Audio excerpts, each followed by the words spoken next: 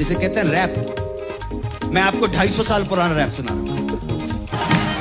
वाचनी को रस खाने बिलो कत भारत काम कला निधि कोटि, वाचनी को रस खाने बिलो भारत काम कला निधि कोटि। काग के भाग बड़ी सजनी हरी हाथ से ले गौ माखन रोटी, दहिया पी गए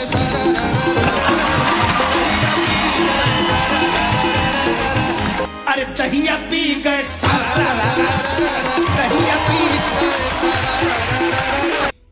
1756 में बंदा एक पैदा हुआ जिसका नाम था वुल्फगांग अमेडियस मोत्सार्ट। yes. जोरदार तालियां।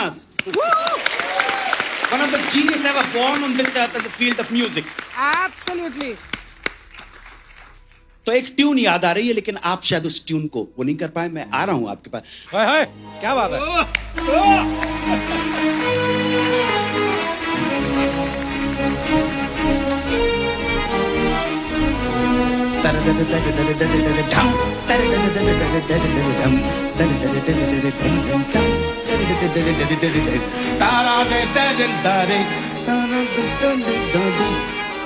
बहुत कम लोगों को ये ट्यून आम आदमी का मतलब नहीं है। या दूसरी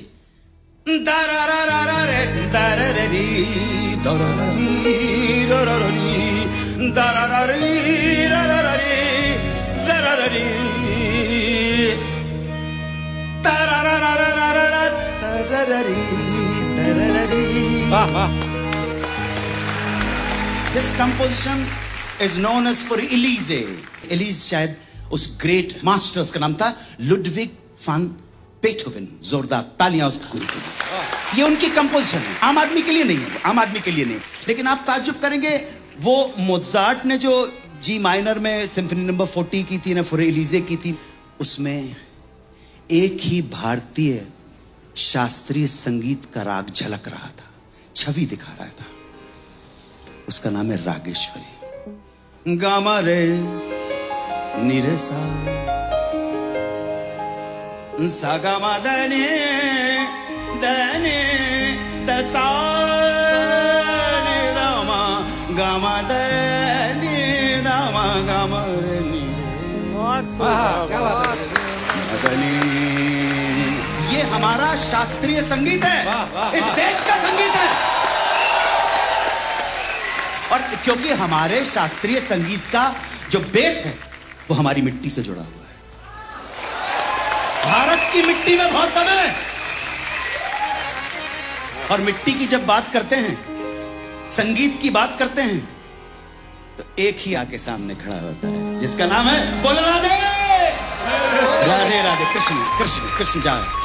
तो ब्रजभूमि के हैं कृष्ण, ब्रजभूमि के हैं। किसी से पगा न झगातन पे प्रभु जाने को आहे बसे कई धामा, और पूछत दीन दयाल को धाम बतावत अपनो नाम सुदामा। तो रात शाम इस सपने में आए, रात शाम सपने में आए, अरे दहिया पी गए दहिया पी दहिया पी गए दहिया पी दहिया पी गए।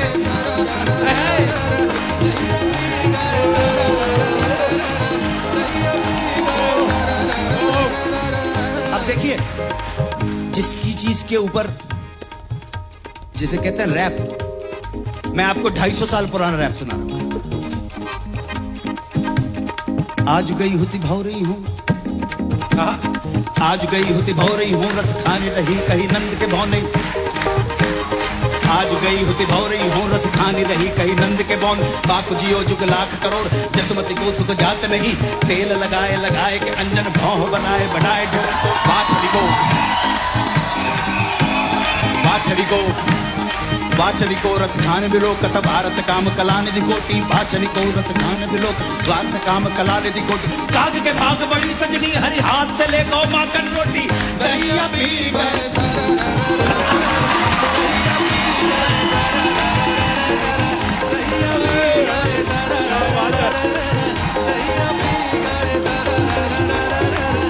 तो रात शाम मोरी बैया पकड़ी, बैया कर गई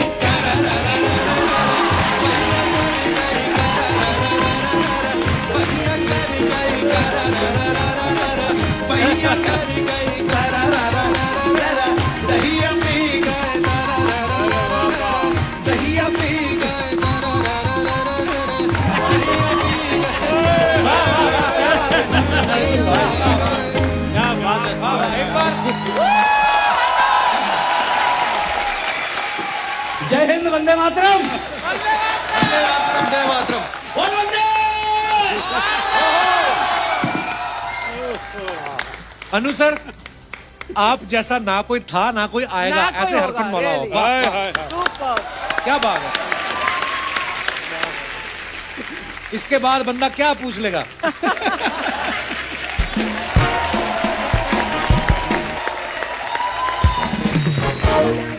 एक लॉ कॉलेज की बात चल रही थी, अपने भैया आए थे वकील, तो मैंने कहा याद आएगा तो मैं जरूर बोल दूंगा कि एक लॉ कॉलेज के अंदर प्रोफेसर साहब थे। प्रोफेसर साहब ने एक लड़का था जो बड़ा स्मार्ट था, उसको फेल कर दिया। अच्छा जी। बुरा लगा उसको बहुत बुरी तरह से।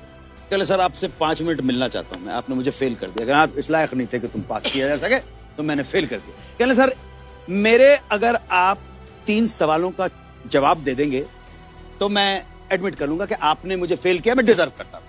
कहला पूछो भाई क्या है?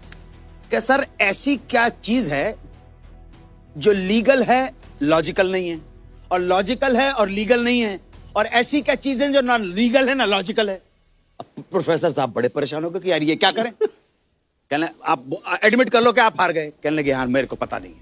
तो कहने सर पास कर दो। लड़के को पास कर दिए। दूसरे दिन इसी चिंता में रात भर सोए और कहने लगे अगले दिन क्लास में पूछूंगा यार ऐसा क्या चक्कर है। जाके क्लास में उन्होंने पूछा कि भाई एक बात बताइए कि क्या है कि लीगल है लॉजिकल नहीं है, लॉजिकल है लीगल नहीं है, और ऐसा क्या है कि ना लीगल है और ना लॉजिकल है। एक लड़का खड़ा हो, चले जा सर मैं बताता हूं। हाँ बताओ बताओ बताओ क्या सर देखिए ऐसी बात है कि आपने 23 साल की लड़की से शादी की है, उम्र है आपकी 60 साल। ये लीगल तो है लेकिन लॉजिकल नहीं है।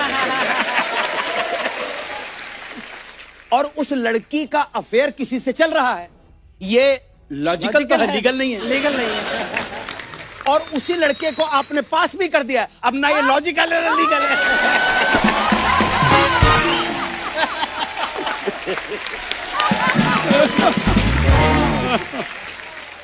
सतीश सर एक बात पूछनी थी आपसे, जब आपने अपने घर वालों को बताया कि मुझे एक्टिंग फील्ड में जाना है, उनका क्या रिएक्शन था?